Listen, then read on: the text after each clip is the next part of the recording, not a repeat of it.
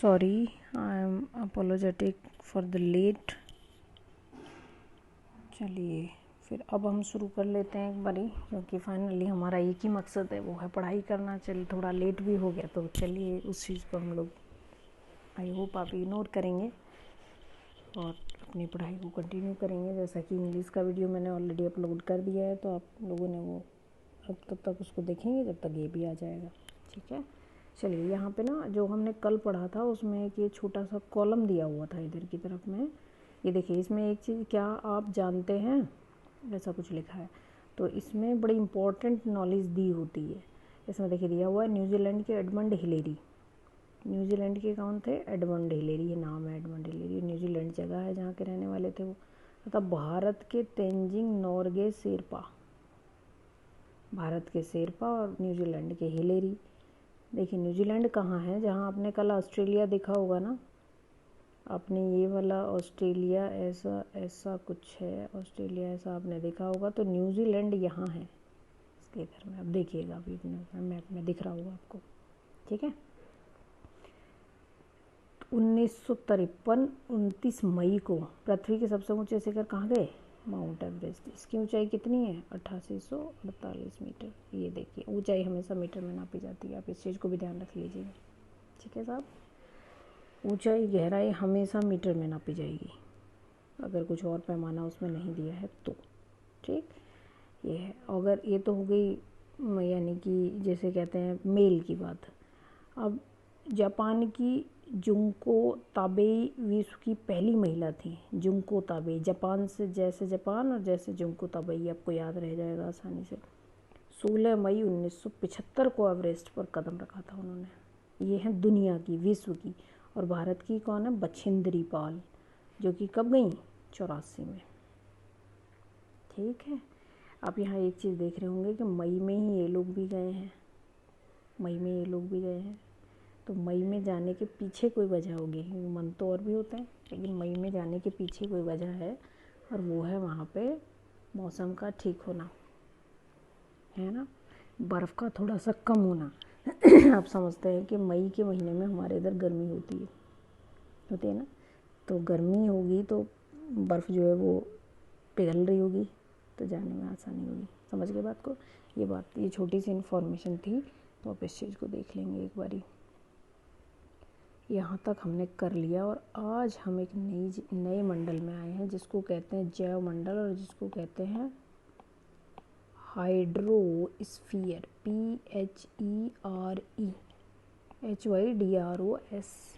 HYDROSPHERE, hydrosphere. देखिए साहब, यहाँ से यूपीएससी जो IAS का एग्ज़ाम होता है उसमें क्वेश्चन आ चुका है इस वाले फिगर से। ये फिगर आपको दिख रहा है, यहाँ से क्वेश्चन आ चुका है सीधा सीधा। अब इसमें आप ये देख रहे हैं 71%। जैसे मान लो ये पृथ्वी है, और अगर मैं इसे 3 हिस्सों में डिवाइड कर दूं, तो ये वाला जो पूरा हिस्सा है इसमें पानी ही पानी है, जैसा कि आपने देखा भी होगा मैप में, है ना। आपको समझ में आ रहा होगा कि ज़्यादातर तो नीला ही है ना।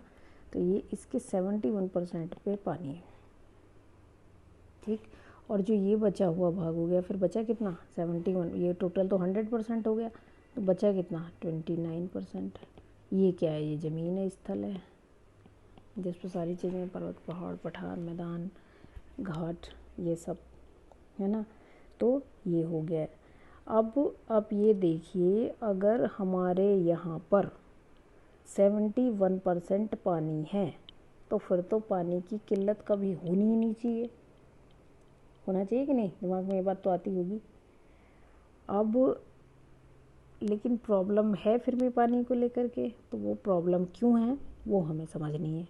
वो देखिए, इसलिए प्रॉब्लम है, अगर मान लो मैं इस 71%, ये टोटल हो गया, तो टोटल मतलब 100% हो गया, टोटल मान लिया मैंने इसको, सारा पानी जितना भी है वो 71% है ना, तो सारा मतलब 100।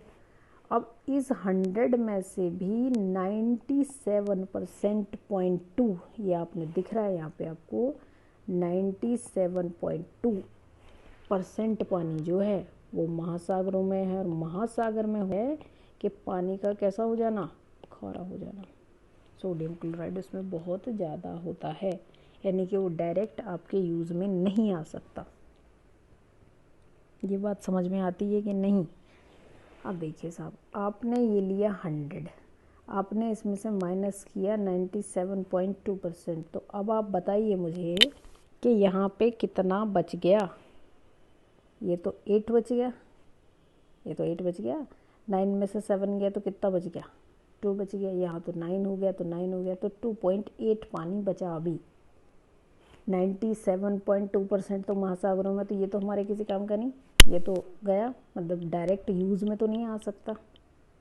ठीक है, अब ये 2.8 में से भी, जो ये 2.8 है, इसमें से भी 2.77% है।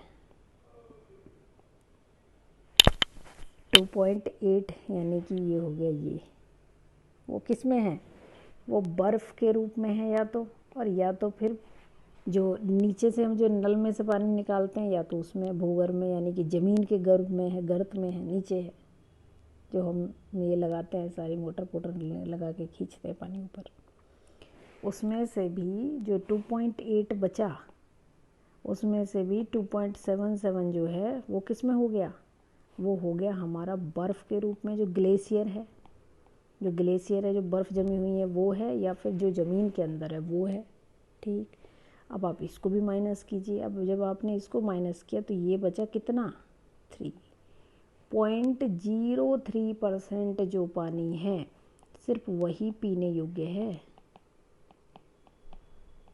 सिर्फ आप उसी का यूज़ कर सकते हैं। तो कितना कम है ये? 0.03%। यहाँ पे ये ग्राफ जो आपको समझा रहा है वो यही समझा रहा है। एक बार फिर से देखिए, बहुत इम्पोर्टेंट चीज़ है ये।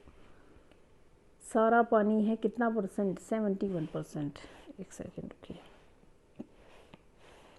सारा पानी कितना है? 71%। अगर इस 71% मतलब सारा 100% हो गया, सारा यही 100 हो गया। इसमें से भी 97 पॉइंट कितना था वो? 2% किस में है? ये है समुद्रों में, महासागरों में है, जो पीने योग्य नहीं है, जो कैसा है? खारा पानी है, खारा। अब जब आपने 97.2 इसमें से माइनस किया तो बचा कितना? 2.80, ये तो बचा। ठीक, अब इस 2.80 में से भी 2.77% जो पानी है वो हमारा है किसके रूप में? या तो वो बर्फ़ के रूप में जमा हुआ ग्लेशियर पे, और या तो वो ज़मीन के अंदर है, जिसको हम निकालते हैं, हमें निकालना पड़ता है। ठीक है, थोड़ा थोड़ा करके जैसे हम यूज़ करते हैं नलों से जो पानी आता है। और जो इसके बाद जो बचा 0.03%, ये तो स्टोर के रूप में है, इसे तो हम जब निकालेंगे तब निकलेगा। सिर्फ यूज़ के लिए जो पानी है वो 0.03% है, पीने योग्य है। समझ गए बात को आप? ठीक है, चलिए तो अब आप इसको फिर से देखिए एक बार। जो महासागरों वाली पानी है वो तो उपयोग में आएगा नहीं मानव के। इसने यहाँ यही बात बताई जो मैंने आपको ऊपर बताई है कि शेष जल का बड़ा भाग बर्फ़ की परत है, या तो बर्फ़ की नदियाँ हैं, या तो भूमि के अंदर है जल। बहुत कम भाग, यानी कि 0.03% भाग ही ऐसा है जो मनुष्य के इस्तेमाल में आता है। वैसे हम पृथ्वी को नीला ग्रह कहते हैं, क्यों? क्योंकि यहाँ पे 71% पानी है, तो जब इसे देखते हैं ऊपर से तो ये हमें नीला दिखाई देता है। बावजूद भी इसीलिए हम यहाँ पे पानी की कमी महसूस करते हैं, क्योंकि पीने योग्य तो कम ही है, तो कमी तो होगी ही। महासागर जलमंडल के मुख्य भाग हैं, ये आपस में एक दूसरे से जुड़े हुए हैं, जैसा कि आपने देखा होगा ना। ज़्यादा पानी जो है वो किस में है? महासागरों में, जैसा कि आपने देख भी लिया, 97.2% पानी है।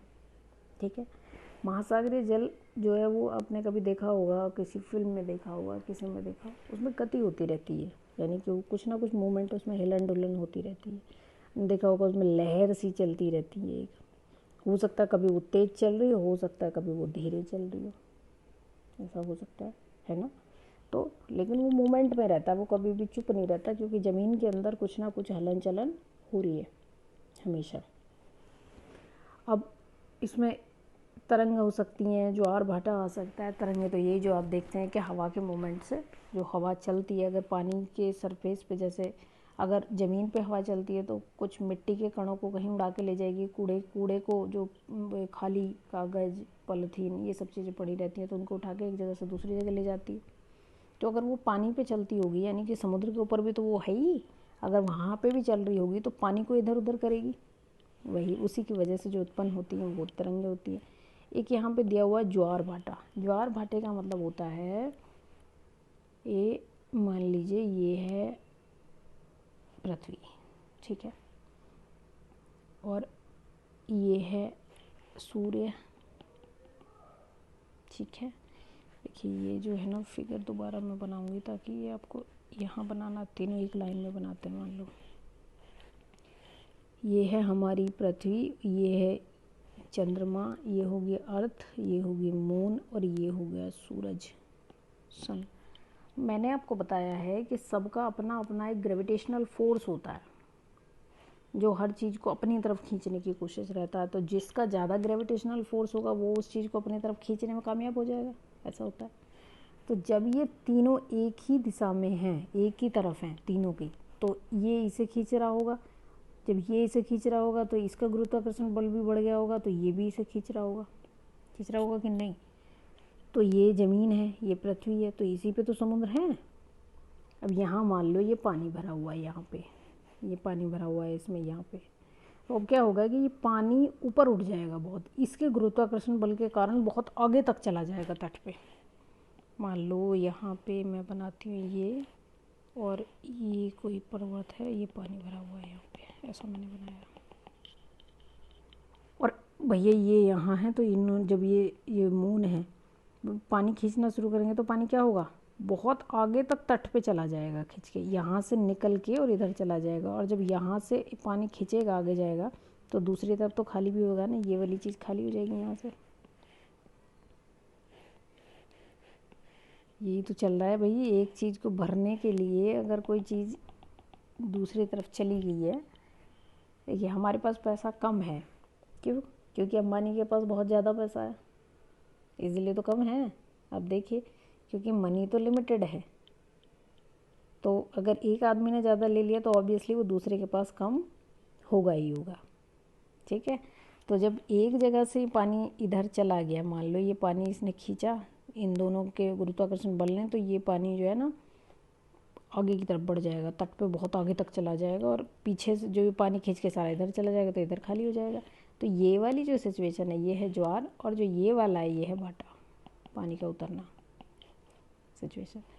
अब एक टाइम ये होगा कि फिर ये बैक भी तो आएगा ही, जब ये मून यहाँ से हट जाएगा, पृथ्वी की स्थिति बदल जाएगी, तो ऐसा भी तो होगा। तो ये होता है ज्वार भाटा। अभी इतना ही समझिए इसको, आप अभी उलझिए नहीं, आगे बड़ी क्लासेस में जैसे जैसे आते जाएंगे उसके बाद इसका और भी चीज़ें बदलती चली जाएंगी, आगे आपको बहुत कुछ समझना है। अभी महासागरीय धाराएं होती हैं, करंट चलती है ना, महासागरीय धाराएं इस तरह की, ये ज़मीन में होने वाली हलचल, पृथ्वी का जो भी उस पर हवा चल रही है सरफेस पे, उसकी वजह से कुछ कुछ होता रहता है इसमें, ये बाद में समझेंगे। तो अभी ये समझ लीजिए कुछ होता ही।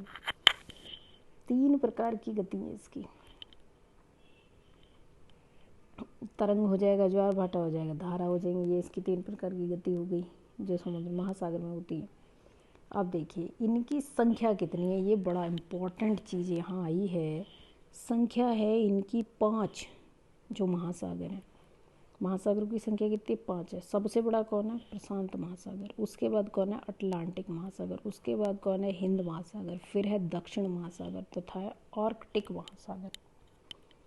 अब आप एक सेकंड के लिए इस मैप में आ जाइए, ये वाला मैप आपको यहाँ दिख रहा है ना, ये। तो अब ये देखिए, ये तो गोल है ना, ये तो आपको समझ में आता होगा कि गोल है, ये वाला पार्ट और ये वाला पार्ट, ये दोनों एक साथ हैं। तो देखिए आधा प्रशांत महासागर इधर चला गया जब ये इसे काट दिया, और आधा इधर आ गया। तो प्रशांत महासागर सबसे बड़ा वाला है, और इसकी आकृति कुछ चतुष्कोणीय टाइप होती है, और कई किताब में जैसे छोटे बच्चों को समझाने के लिए लिख दिया गोल है इस तरह का, अभी मैं आपको इसका फ्रंटल व्यू भेजूंगी, आपको समझ आएगा कि इसकी आकृति कैसी है। जब आप अटलांटिक महासागर में आते हैं तो देखिए ये एस की आकृति बन रही है कि नहीं, ये है अटलांटिक महासागर। ये मैंने यहाँ से लिया और इसको ऐसा बनाया तो बना कि नहीं, एस की स्थिति में।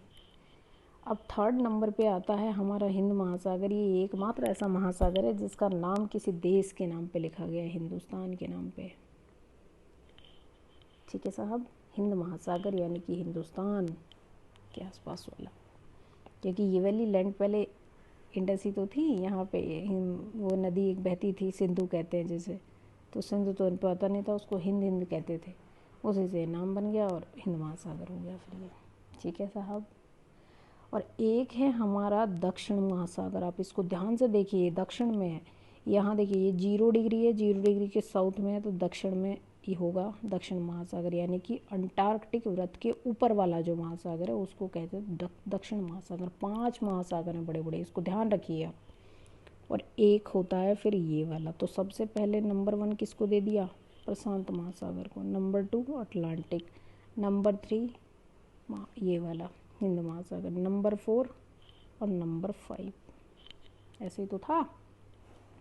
इनको भूलना नहीं है, आपको ध्यान से इसको देखना है और इसको बिल्कुल याद कर लेना, अपने जहन में बिठा लेना है, क्योंकि आगे तक काम आने वाली चीज़ें ये।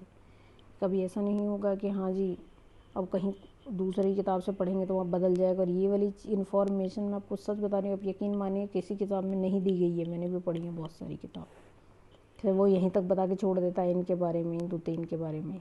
ठीक है, अब इसको याद रखिएगा, 5 महासागर हैं। अब यहाँ आ जाइए, वो वही बता रहा है जो मैं आपको ऑलरेडी बता चुकी हूँ। प्रशांत महासागर बड़ा महासागर है सबसे, 1/3 भाग पे पृथ्वी के ये फैला हुआ है। सबसे गहरा पृथ्वी का जो स्थान है मरियाना ट्रंच, मरियाना गर्त, वो इसी में है। लगभग वृत्ताकार है। अभी देख लीजिएगा, सिचुएशन आपको खुद ही समझ में आ जाएगी, मैं आपको मैप भेजूंगी अभी। Asia, Australia. अब आपको क्या करना है कि आपको ये देखना है कि किस महासागर के, जैसे मान लो ये मैंने प्रशांत बनाया, तो आपको ये देखना है कि इधर कौन सा कॉन्टिनेंट है, इधर कौन सा कॉन्टिनेंट है, मतलब ये किस किस से घिरा हुआ है। प्रशांत महासागर का भी ऐसे करना है आपको, अटलांटिक महासागर का भी ऐसे करना है, हिंद महासागर का भी ऐसे करना है कि वो महासागर कौन कौन से महाद्वीपों से घिरा हुआ है, ये आपको लिखना है। यह आज का काम आपका है, एक्स्ट्रा काम जो है ये आपको देखना है। अटलांटिक महासागर भी इसका दूसरा बड़ा महासागर एस अक्षर की आकृति बनाता ही है, ये आपको ये खुद से पढ़ना है कि उसका क्या क्या है। देखिए तंदूरित, ये जो यहाँ लिख रहा है तंदूरित तट, मान लीजिए ये कोई ज़मीन का टुकड़ा है, मान लो ये कोई ज़मीन का टुकड़ा है, और यहाँ की जो चट्टान है वो सॉफ्ट हैं, जो आसानी से कट सकते हैं, तो पानी आएगा काटेगा, ऐसे घुसेगा अंदर इसमें, तो जो ये बन जाएगा जिग जग जिग जग जिग जग जिग जग, इसी को कहा जाता है तंदूरित तट रेखा। समझ गए बात, ये है ये। यहाँ इसने वही बात बताई है। हिंद महासागर ये मैं आपको बता चुकी हूँ किसी देश के नाम पर है ये, आपको ये खुद देखना है। इसकी स्थिति जो है ये देखने में कैसा है, त्रिभुजाकार आकृति का है। 60 डिग्री दक्षिण अक्षांश पर है कौन, दक्षिण महासागर। अंटार्कटिक नीचे है और आर्कटिक ऊपर है। आर्कटिक महासागर और अंटार्कटिक महाद्वीप है, इस चीज़ को भी आप याद रखिएगा। आर्कटिक जो है उत्तरी ध्रुव व्रत में है, उत्तरी ध्रुव व्रत में ही होगा ऑब्वियसली, क्योंकि यहाँ पड़ता है तो यहाँ है। ठीक, छिछले जल वाले एक संकरे भाग से जुड़ा हुआ प्रशांत महासागर से, और उस भाग का क्या नाम है, बेरिंग जल संधि से ये जुड़ा हुआ है, किससे, प्रशांत महासागर से। ये जानने वाली चीज़ थी। ठीक है, अब कल हम पढ़ेंगे वायुमंडल, बहुत इम्पोर्टेंट चैप्टर है।